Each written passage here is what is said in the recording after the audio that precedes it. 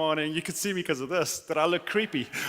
A campfire creepy. Hey, it's really good to have all of you guys here. Thanks so much for being here again as we dive into another part of the God Jesus Knows. And I must say that before I get going, I'm not feeling great. So if I sound a little off today, if I sit down a little more, please forgive me. But we're going to dive into something so big. In fact, it's so big, I feel like I need to explain how big it is.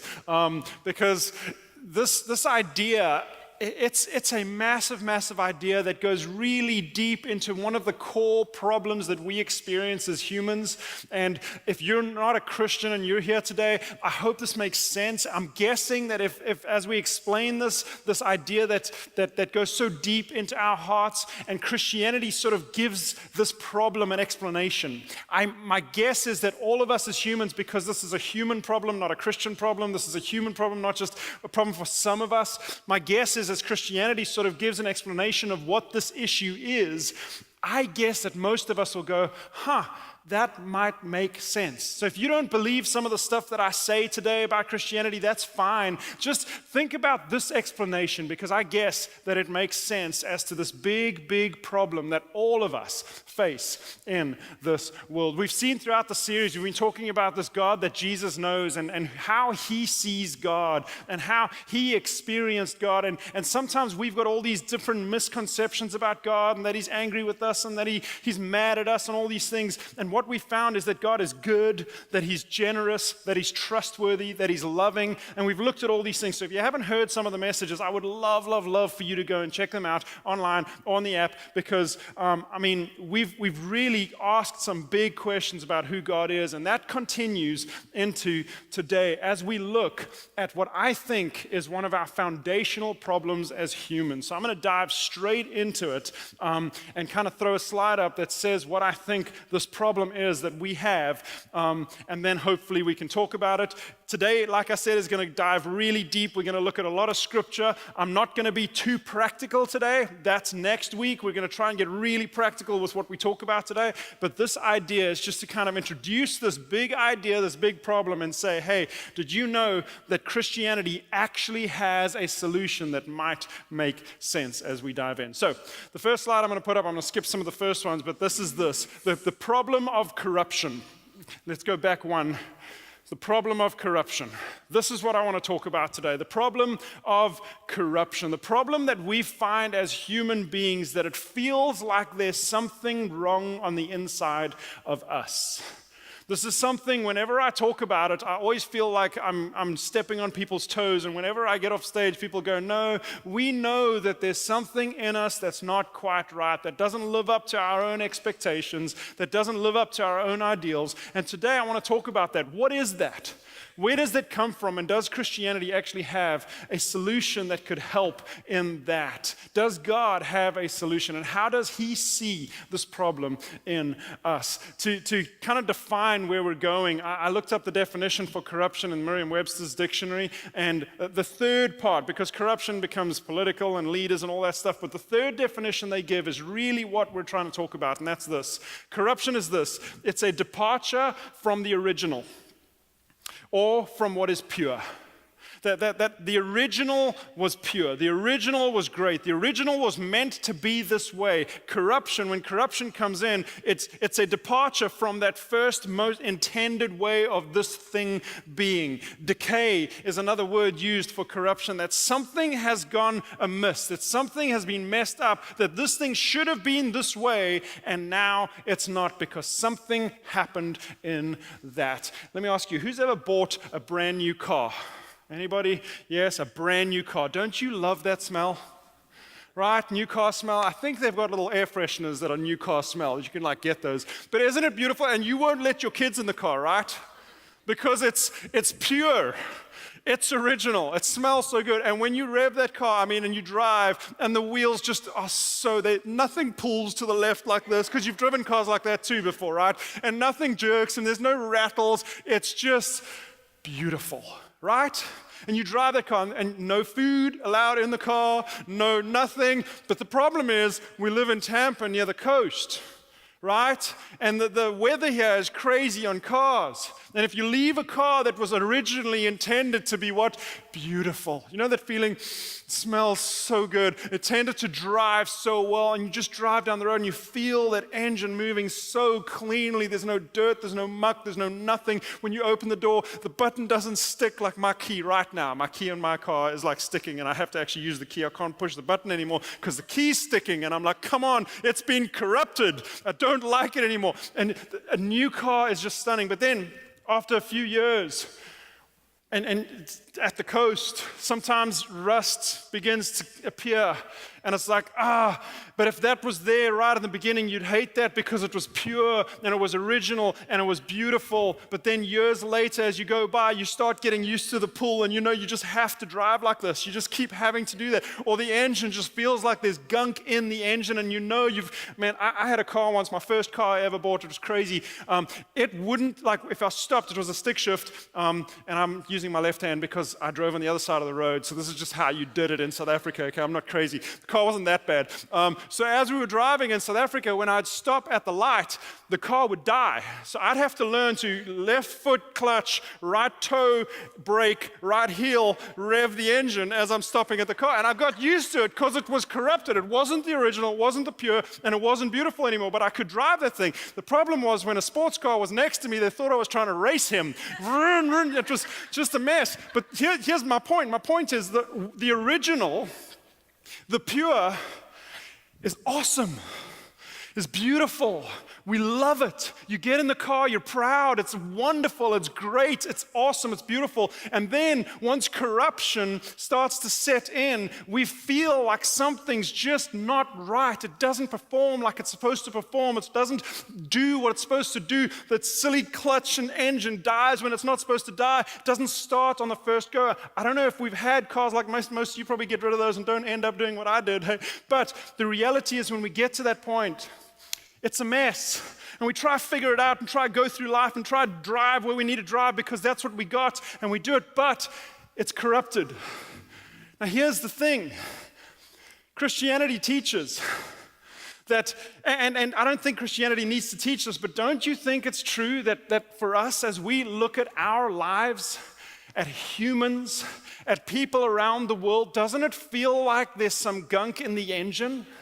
Doesn't it feel like as we want to live this beautiful life and we want to kind of do the thing that we want to do and everything's wonderful and we want to be all that we were meant to be, somehow it just doesn't feel as pure and original as we had hoped.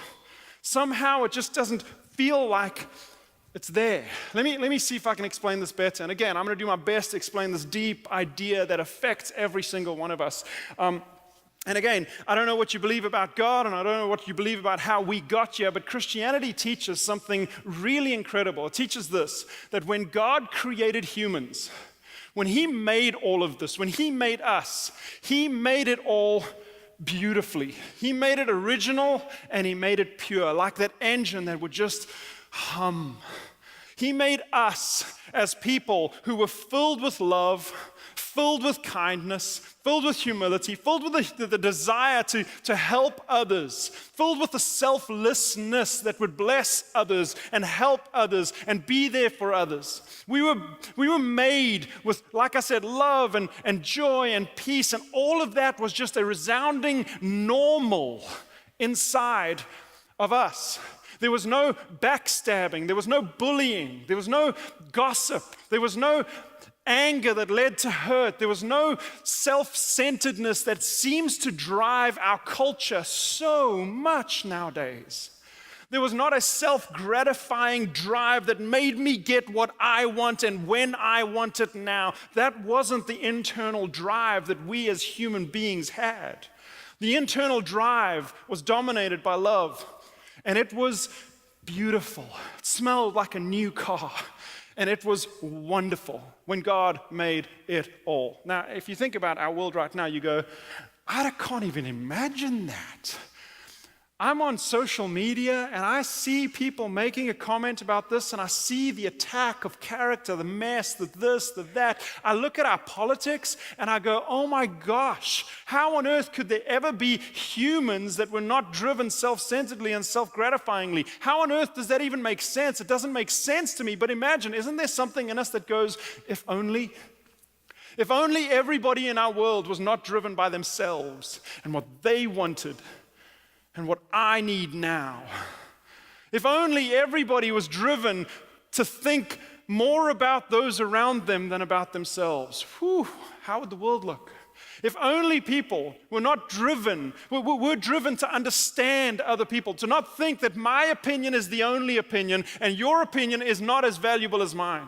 If only marriages were set in a place where we sought to understand the other first rather than to be understood. Imagine a place like that. Imagine a world like that. That's the world that God created. That's the humanness that God created initially. And there's something in us that goes, whew, I wish it was like that. I wish it was driven by love and not self. That would be amazing. And that's how God created it. But then something happened. We showed up as humans. And even though God created us that way originally, when we came, He also made us with free will and choice. If He hadn't, the world would still have been perfect.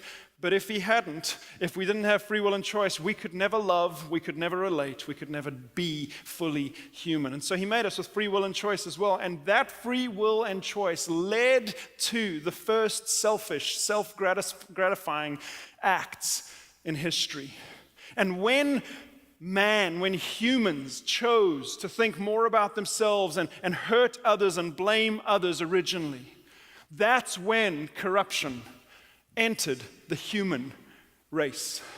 And when it entered the human race through those first selfish, self-gratifying actions, it got stuck in the human race. And it formed a departure from the original, beautiful, new car smelling sense of being human. It was a departure from what was pure and how God intended it to be. This is what Christianity teaches.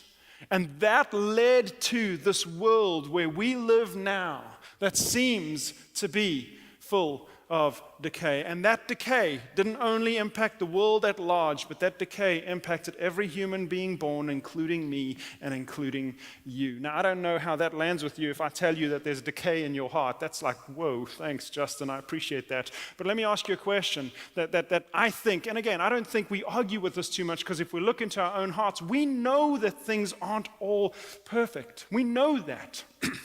But here's a question that I think will help us understand this corruption, this problem of corruption, this departure from the original or from the poor, this decay. The question is this: have you ever wondered, why is it so easy to do the wrong thing sometimes? You ever thought about that? Why is it just so easy to do the wrong thing? And why is it so hard to do the right thing? Ever thought about that? Because if you think about that, that leads to this realization that, there is something perhaps not as, perfect engine in me as possible. There might be some gunking up how I should be, because shouldn't it be easy to do the right thing? And shouldn't it be hard to do the wrong thing if we were designed to be beautiful and perfect? Shouldn't a car coming off the lot, turning should be easy. That's what it's designed for. And yet for us as human beings, somehow there's something in us that makes it easy to do the wrong things and hard to do the right things. Why is it so easy to be selfish? None of us want to live with selfish people, right? If you're in a relationship and all you're seeing is the other person always thinking about themselves, we always go, man, this is just a difficult relationship. Nobody wants selfishness in a relationship. And yet that's the easiest thing to do. We don't want other people to do it because we know the golden rule. Do to others what you want them to do unto you, right? So please do to me what you want me to do to you. That's selfish. And yet that's how we think, because we don't live by do unto others what we wish. And when we do, it's really hard. We have to kind of push ourselves. We have to do something to do it. What is that? Why is it hard to do the right thing and easy to do the wrong thing? Why is it easy, to look down on other people? Isn't that something that we as humans do? Why do we do that? But what we do, and we don't want other people to do this to us because we know it's not the best thing, but we naturally do it to others. We find the weaknesses in other people. We find the areas where they're not as good as we are. We don't show them our weaknesses, but we find it in theirs, and then we criticize, or we talk about, or we feel more superior and better than. Why is that? We find the differences in humans around us. They look different, they act different, they believe different, they think different, and we feel superior. What is that? If they did that to us, we would hate it. Why is it easy to do the wrong thing and hard to do the right thing? What about this in relationships? This happens a lot. As a kid growing up with your parents, when you're married, you feel this with your spouse. But what is that thing in us when we know we've done something we probably shouldn't have done, or was a little inconsiderate or wrong, or something, we've done something, and our spouse calls us out on it? Is your natural response, "You're right, honey. I'm sorry. I love you so much for pointing that out in me. I will be better"? No. What is the response? The response is usually, no, you don't understand. That's wrong. Defensiveness just rises up in us, right? It rises, and then we look for the weakness in them and say, yeah, but you did this, and therefore you caused me to do this thing, and that's why this is justifiable. What is that? If we catch them in something, what do we want them to do? To tell us we're wrong? No. We know what's right. We know the right thing to do, and yet it's just naturally hard to do that. And it's naturally easy to do the wrong thing. What is that? And I think that points to this reality that we have a problem of corruption. God never intended it to be that way, and yet something in us drives us to that place. What is that? What is it that got stuck? What is it that's messed up in there? Well, we could call it a million different things. Is it human nature? Because we all say, well, I'm just human after all, right? Whenever we mess up, we go, but I'm just human. What are we saying there? Because shouldn't human be above that? Christianity teaches that God created human above that. But we say, I'm only human. So is it our human nature? Is it that ego inside of us that just drives us to want what I want and when I want it, and self-gratifying, self-centeredness? What is it? Christianity uses a big word that we don't usually like. But this word shouldn't be offensive, because usually if it's offensive, it's because someone's standing on a stage pointing fingers saying you struggle with this, and not saying we struggle with this. So this shouldn't be offensive because we all have this. But what Christianity says is that we have been infected with a disease called sin. That right in the beginning, that our first ancestors, if Christianity is true, and I believe, however that looked, I believe it's true. But in the first humans decided to go against what God had done, to do something selfish, to do something self-gratifying. And in that moment, corruption came in. A departure from the original, a departure from what's pure. And a disease called sin infected our first ancestors. And when it infected them, what it led to was that every human being born from that day on, this is the explanation that Christianity gives for this thing in us that we look at and go, that doesn't feel right. What is that thing? This is the explanation Christianity gives. That right in the beginning, that sin entered this world, got stuck in us as humans, and was transferred as a disease called sin in every single one of us. And it starts when we're born. And that's not fun to think about, or that just feels awkward. But most of us would recognize it. If you've had kids, or if you were a kid, you may recognize it if you can remember back then. But if you've had kids, you can see you don't have to teach your kids to be selfish, right? You don't have to teach your kids to be self-gratifying and more concerned about themselves than others.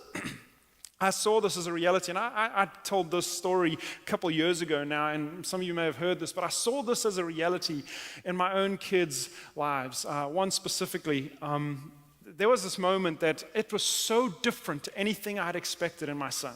Now, my son, both of them are incredible boys. They really want to love people. They want to serve people. I'm the dad, I know, so this probably doesn't make, you don't trust me in saying this because I'm totally biased. But they're awesome kids. They're amazing. And they really want to do what's right. They want to serve. They want to do this. And so this moment was so weird to me because I'd never seen it before. But my one son was 4 years old, and he was in a preschool. And in this preschool, another kid was in his class. And this kid was just slightly different from my son because he wore glasses. And my son had never had a friend who wore glasses before. And so my son started teasing this other kid.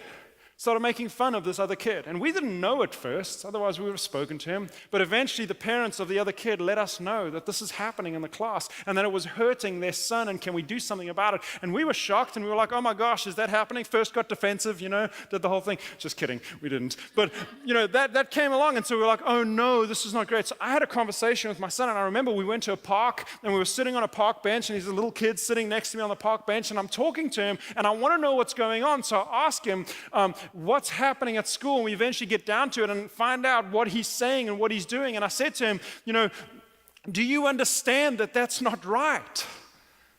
And he looked at me and he said, yes, sir, I understand. And then I said, would you want someone else to do that to you? And he said, no, sir, wouldn't want that.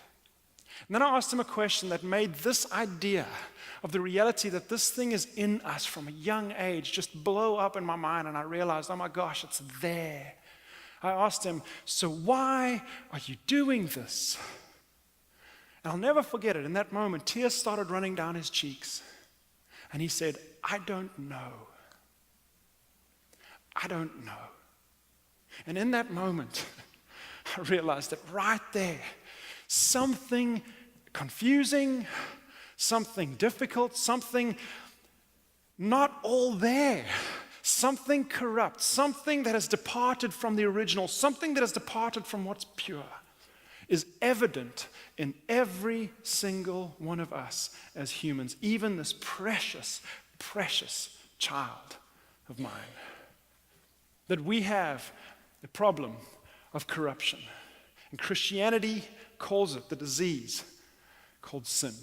And then it also teaches something worse. And this may resonate with you or not. I don't know what you've experienced with all this, but Christianity teaches that this disease called sin is incurable and terminal. Incurable in the sense that there's nothing we can do to fix it.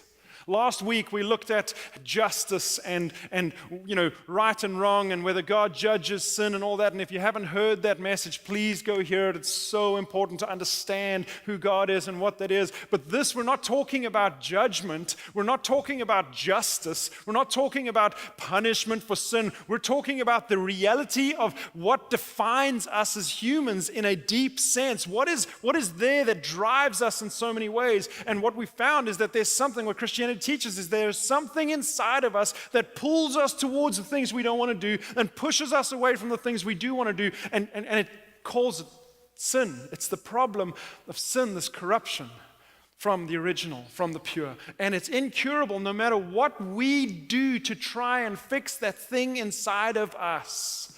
Doing good things, serving other people, going to church, whatever we try to do to fix that mess inside of us, we are not equipped as humans to fix that. It's incurable in our hands. And it's terminal, meaning that this sin thing leads to death. And that makes sense if you think about it. If we sin in a marriage, it leads to death in the marriage. If you sin in a relationship, if you sin against another person, it leads to death in that relationship. If you do dumb things financially, it leads to death financially, emotionally, and also spiritually, and eventually physically. That this thing in us, this corruption, this decay, is terminal. It leads to death. One of the greatest Christian writers in history is a guy by the name of Paul, who in fact originally hated Christianity, hated Jesus, that wanted to do everything he could to push it away. But then he met Jesus. And when he met Jesus, he was like, oh, my bad.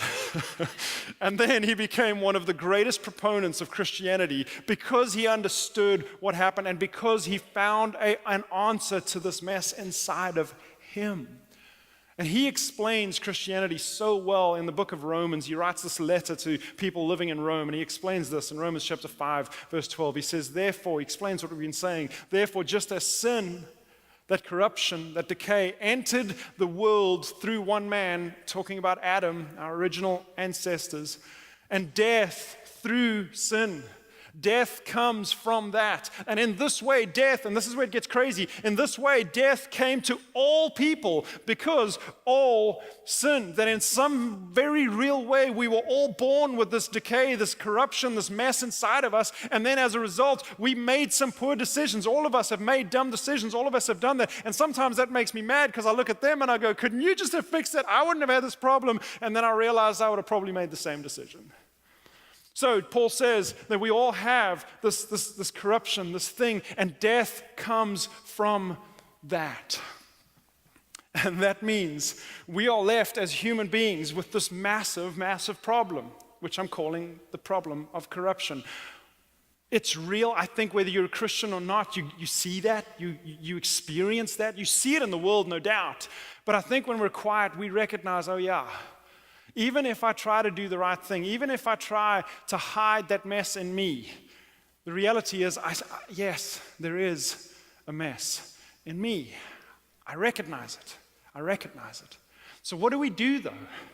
If it's incurable and terminal, how do we fix that? Because we try stuff, but how? Is there a way to fix it? And that's where Christianity comes in and says this incredible, incredible truth that Jesus, and this is why, if you've ever wondered, why did Jesus have to become a man? Why did he have to die? Why did he have to do that? Couldn't he just flick his fingers and everything would be fine? Why did he have to do that? But last week we saw that he had to die to take all the just requirements of the law. This week what we're talking about, the fact is that Jesus became a man so that he could actually come in and be subject to death, subject to this decay as well. And in doing that, because he never sinned, he was never tainted with the mess, he was able to take all the mess. And this is where it gets crazy. I don't know how to explain this. I don't know how this all works, but somehow he took all the mess and dumped that disease. He scraped the disease out of each human being and dumped that on himself. And as a result, he took the death and died. And then he rose again and offers us his life that was not tainted by that mess, and says, if you want a shot at overcoming this decay, this corruption, here it is. I want to take the rest of the time just to see if I can explain that a little better, but that's the big picture. The first thing I want to do is I want to read a portion out of the book that we're studying called The Good and Beautiful God. And in this, James Bryan Smith sort of describes why did Jesus become a man? How did that work, and what does that do to the corruption, the problem of corruption? So here, let's dive into this quick. He says this, Jesus took on a body like our own because human bodies were liable to the corruption of death. He surrendered his body to death in place of all. If that sin, that corruption is terminal, is a terminal disease, and if that disease can only be lost when we die, in other words, we'll only ever be rid of this disease if you die, Jesus said, okay, I will take it and I will die in your place. How does it work? I don't fully know. It's a reality, a spiritual reality where he came in because this is a spiritual disease. He said, I can do this in place of all. And he offered it to the Father. This he did out of sheer love for us so that in his death, all might die. What? How does that work? In a very real sense, what Jesus did is he said, hey, I'm going to die so that you don't have to. I'm going to scrape out that disease, put it on me. Let me die as a consequence of being infected by the disease so that you don't have to. And the law of death would thereby be abolished. Corruption, he continues, could not be removed other than through death. A terminal disease will be with you until you die. Once you die, the disease dies too. And that's what he's talking about here. That's what happened. Corruption could not be removed other than through death. For this reason, therefore, Jesus assumed a body capable of death.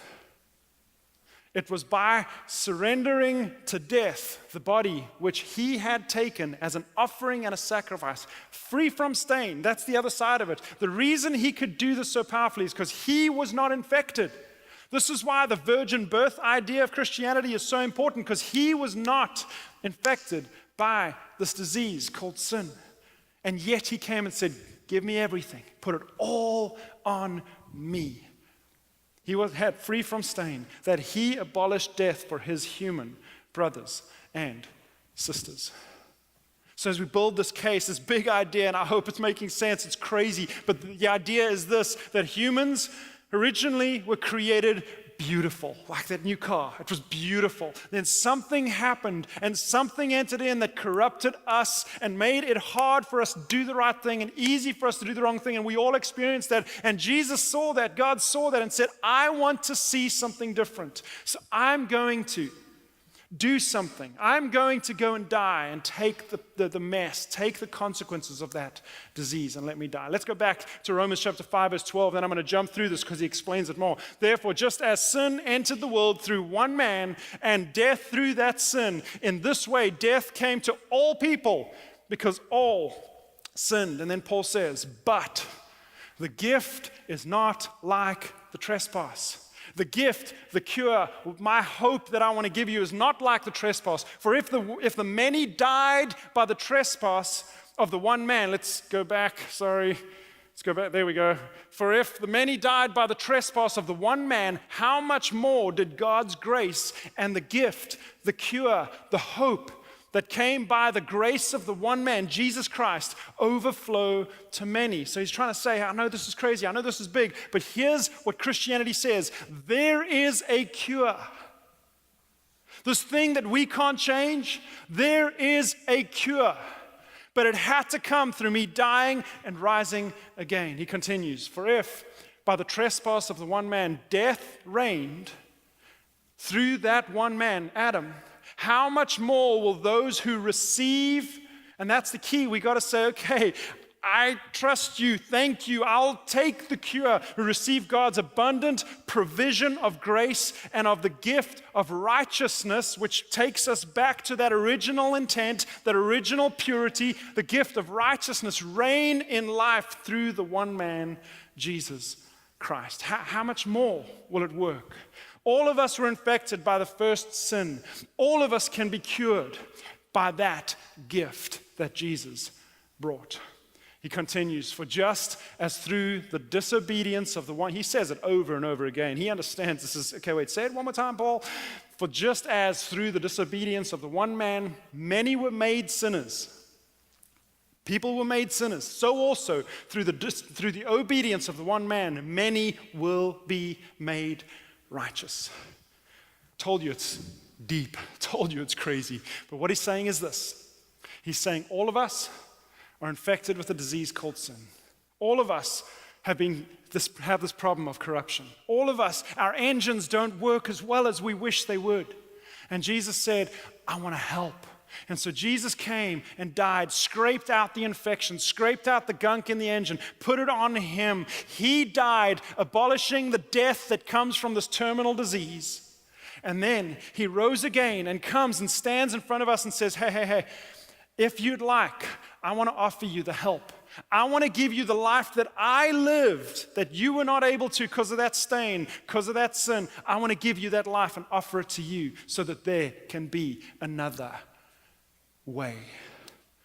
In another letter, Paul writes this in Galatians 2, verse 20. It's phenomenal. He speaks about how this impacts himself, and he says this, I have been crucified with Christ.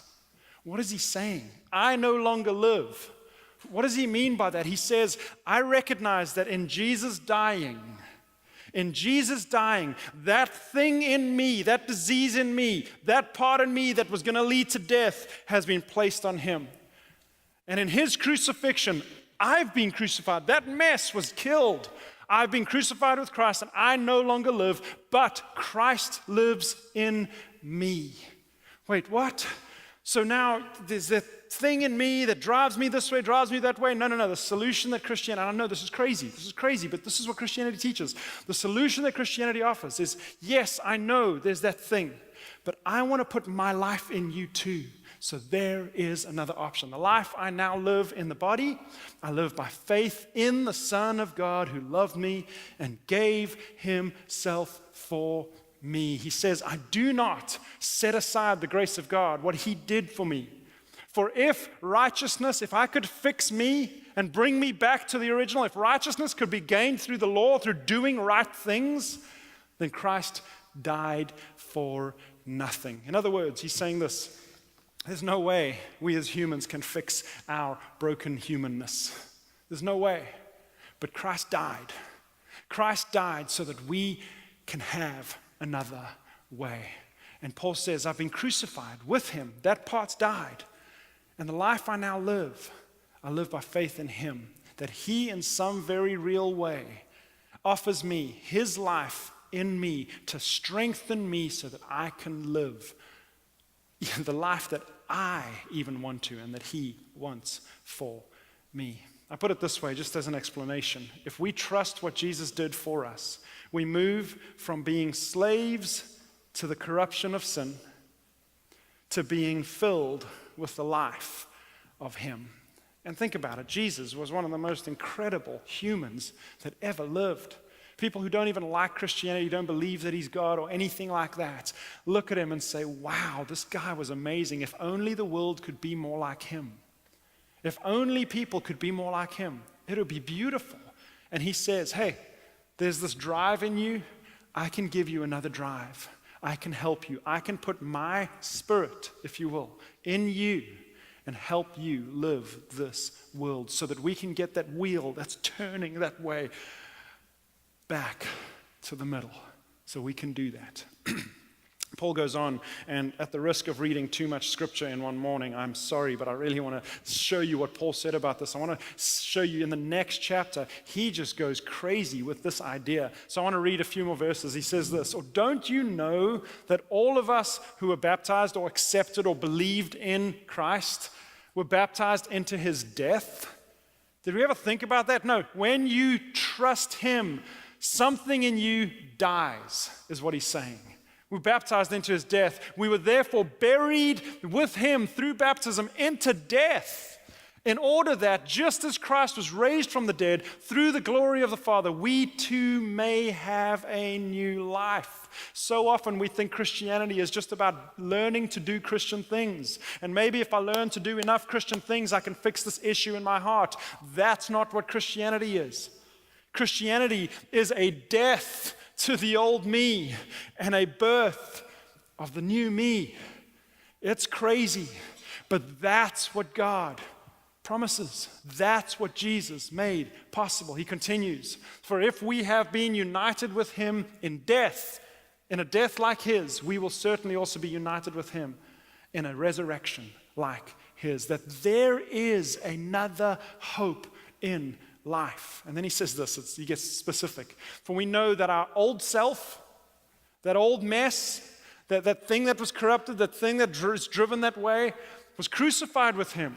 So that the body ruled by sin, ruled by that drive, ruled by that decay, might be done away with, that we should no longer be slaves to sin. We don't have to be under the authority of that completely, because anyone who has died has been set free from sin, he says. Now, if we died with Christ, we believe that we will also live with him. For we know that since Christ was raised from the dead, he cannot die again. Death no longer has mastery over him. And the death he died to sin. Once for who? Once for all. He died that death once for all. But the life he lives to God. In the same way, here he gets a little practical. He says, okay, so what do we do with this? And again, I'm not going to get too practical today, but what do we do with this idea? Because what you're saying, Justin, is so this part of me, this corrupted part of me is gone, and there's a new life. Well, it's not that easy. He says this. In the same way, count yourselves dead to sin. He says the reality is there's a part of me in this body, this will always be a natural go-to for me. As long as I'm alive in this body, there's something in me that pulls me the way that I don't want to go. But he says here, I've given you some other strength that you can rely on that can change your life. But here's what I need you to do. In the same way, count yourselves dead to sin, but alive to God in Christ Jesus. Therefore, do not let sin reign and rule and master in your mortal body so that you obey its evil desires. Told you this was deep. Told you this goes down into something fundamental in us, this fundamental thing in us that pulls us toward the things we don't want to do and away from the things we do. What is that? Christianity teaches it's the problem of corruption. It teaches that every human is born with an incurable terminal disease called sin. And doesn't that make sense in the world we live in? Doesn't that kind of go, if that's true, that explains a whole lot.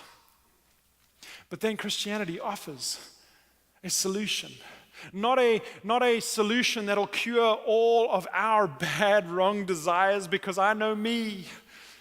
But a solution that then puts two ways inside. One way that says, I'm pulling you this way. Another way that says, no.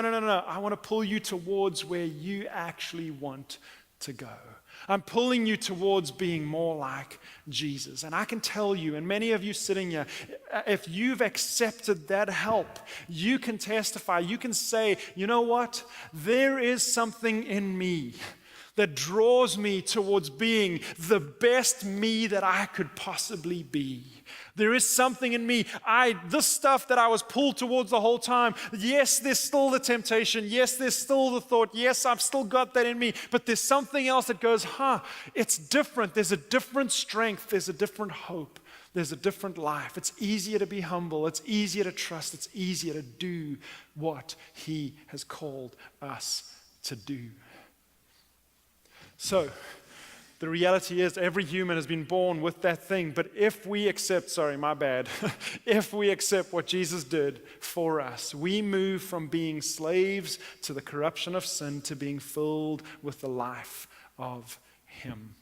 That is this deep, beautiful message of Christianity, that if we choose to accept His help, He actually helps. He has the tools, He has the life that can change something inside of us. Not get rid of that mess in me completely, but start the process of giving me life that's different and life that helps. That's the story of Christianity. It's not just do right things. It's not just do right things. Now, in the context of this, I want to talk about one character trait of who God is that this shows. That I don't want to, in the book, it describes God this way. I couldn't go into this too much, but I do want to mention it. And then we're going to sing a song that speaks about all of this stuff and helps us think through all of what Christianity makes available. But all of this stuff shows that we know a God, that the God Jesus knows is a God who is self-sacrificing. That He said, I see the mess. And God isn't looking at that mess, that disease of sin in us going, I can't believe you're sick. Some of us feel like when we've got that there, that God's mad at us, that He's disappointed at us, that He's angry because we do this. No. God's looking and He's going, I have compassion. I know you were born with this thing and I can do something about it. I'm not mad. I'm not angry. I'm not surprised. I want to help. And if you let me, if you accept what I'm giving you, if you trust me, I can help you because I have made a way by sacrificing myself, taking on the death that was going toward you so that you can experience that life. That's the story of Christianity. Let me pray for us, and then we're going to sing a song to kind of punctuate this message. Father, thank you. Thank you so much that you are a God who's self-sacrificing. And God, this whole idea is crazy, but something in us understands that there is some sort of corruption inside of us. As much as we want to be good people, as much as we know that that's what we strive toward, what is that thing in us that keeps drawing us the other way? Father, thank you that you acknowledge that you see that you're not mad at us for that. You understand. You understand. And not only do you understand, you've come to help. Jesus, thank you for dying on our behalf. Thank you for taking the terminal nature of the sin thing on you and dying and overcoming death. And thank you for rising again and giving us an option to accept help. And that when we do, your Spirit enters us. And in that moment, that death that we were headed towards is arrested, it stops, and that life begins there in a whole new way. Father, thank you. In Jesus' name, amen.